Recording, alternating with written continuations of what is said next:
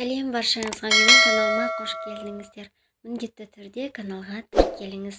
Осындай крахмалсыз өзінің формасын ұстайтын қайнатпалы крем дайындаймыз.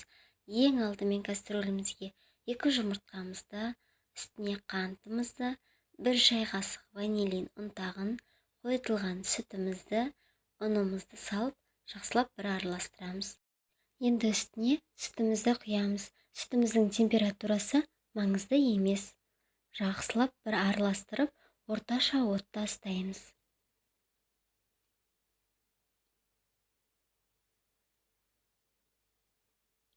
Оттың астын жайға қоямыз, үздіксіз араластырып тұрамыз, себебі жабысып қалуы мүмкін. Оттың астын басамыз, қоюлана бастады, мінекей дайын болды. Бөлек тысқа салып, бөлме температурасына бетін жауып суытамыз. Мінекей суыды. Енді біз бөлме температурасында тұрған майымызды 4 минут араластырып, әппақ қылып аламыз. Содан соң қайнатылған жаңа біздің кремімізді қасықтап сала отырып, үстіне үздіксіз араластырамыз. Өзінің формасын ұстап, қоюлана бастайды. Мінекей дайын болды бізде крем. Кез келген тортыңызға пайдалансаңыз болады.